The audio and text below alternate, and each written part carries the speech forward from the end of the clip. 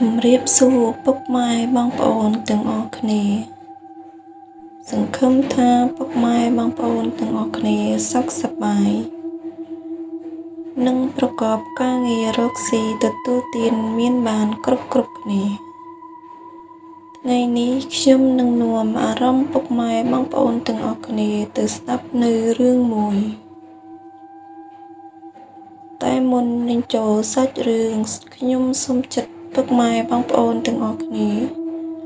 ជួយចុច Subscribe និងរូបកណ្ដឹងម្នាក់មួយផងដោយរឿងនេះខ្ញុំបានមកពីអ្នកមីងម្នាក់ដែលគាត់រស់នៅខេត្តកំពង់ចាមដោយគាត់បាននិយាយប្រាប់ថានៅភូមិរបស់គាត់មានផ្ទះមួយមានស្ត្រីមេម៉ាយម្នាក់និងមានកូនស្រីម្នាក់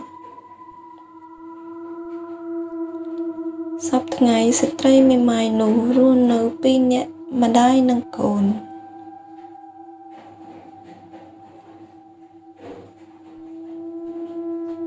ហើយជីវភាពរបស់គាត់គឺធម្មតាមិនមានមិនក្រគឺមធ្យមដោយគាត់មានដីចំការក្រោយផ្ទះរបស់គាត់និងមានស្មៅដោះដោយសប្តាហ៍ថ្ងៃមានក្មេងៗទៅមើលគោនៅជិតផ្ទះរបស់គាត់និងទៅកាត់ស្មៅពីផ្ទះរបស់គាត់ដើម្បីយកមកឲ្យគោស៊ី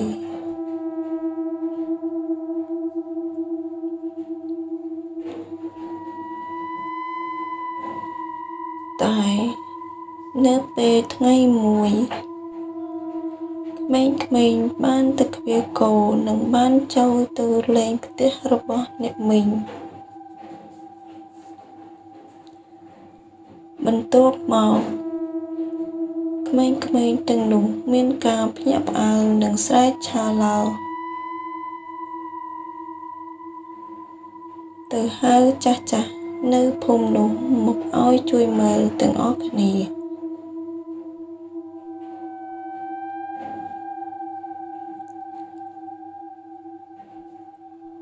គឺដោយសារ2នាក់ម្ដាយនិងកូននោះ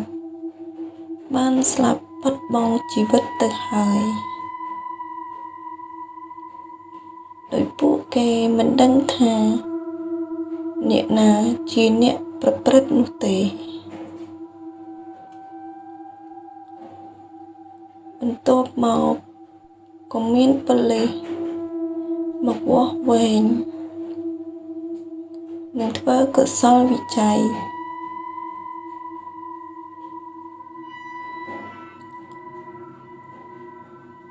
ហើយប៉ូលីសក៏បានយកសព2នាក់ម្ដាយនិងកូនទៅបូជានៅវត្ត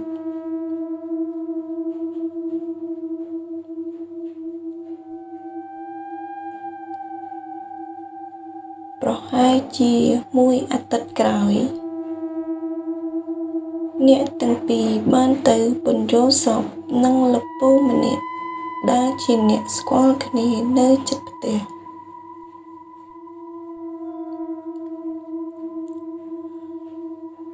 ដោយគាត់បានប្រាប់ថាសូមឲ្យលពៅម្នាក់នោះជួយរកយុត្តិធម៌និងចាប់ជនដៃដល់មកដាក់ទោសបើសិនជាលពៅម្នាក់នោះជួយគាត់បានគាត់នឹងជូនរង្វាន់ឲ្យលពៅជាទីខប់ចិត្ត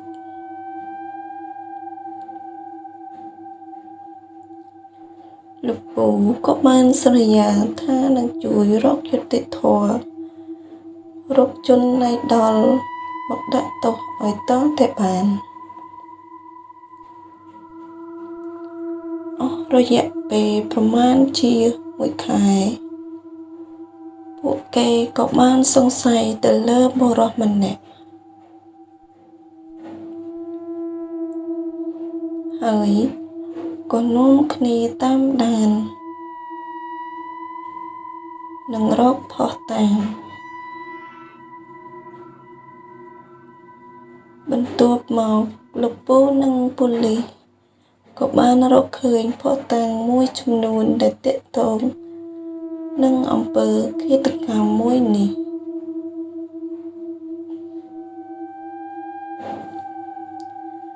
ហើយក៏បានតាមចាប់បុរសម្នាក់នោះដោយបុរសម្នាក់នោះបានគេចខ្លួនអស់រយៈពេលប្រហែលជា1 ខែហើយ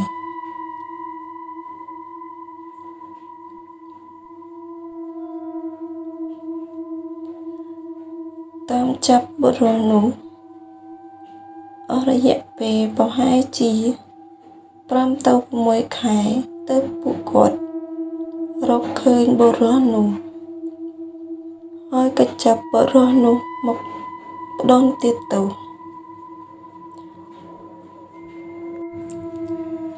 ហើយក៏បានសួរពីមូលហេតុដែលបុរសនោះសម្លាប់ពីអ្នកម្ដាយនិងកូន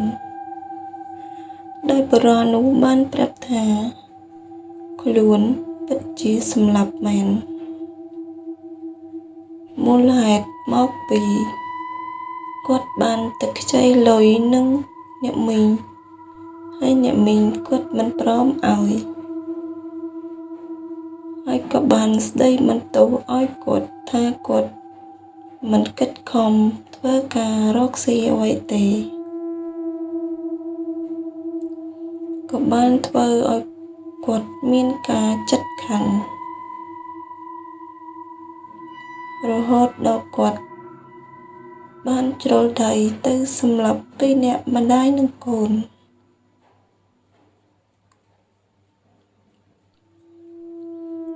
ចាប់តាំងពីពេលនោះមកជនណៃដល់នោះក៏បានជាប់ក្នុងគុកអស់មួយជីវិត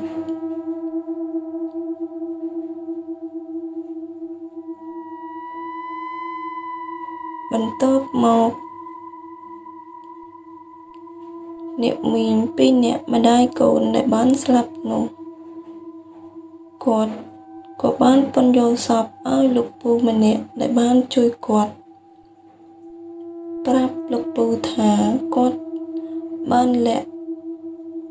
មាសប្រាក់លុយកាក់នៅក្រោមផ្ទះរបស់គាត់ក្បែរនឹងសសរកណ្ដោងឲ្យលោកពូម្នាក់ទៅជីករកមើលនឹងជួបហើយស្អែកឡើងលោកពូក៏បានទៅរកហើយក៏បានជួបដូចអ្វីដែលអ្នកមីងពន្យល់សពប្រាប់គាត់មែន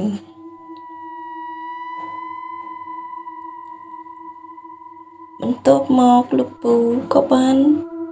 យកលុយដែលអ្នកមីងផ្ដល់ឲ្យធ្វើបុណ្យជូនឧទ្ទិសកុសលដល់ពីអ្នកម្ដាយនិងកូននោះដែលធ្វើឲ្យព្រលឹងរបស់គាត់ទាំងពីរនាក់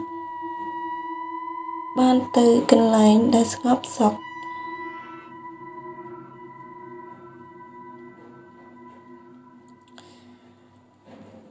ចា៎រឿងក៏សូមបញ្ចប់ត្រឹមនេះ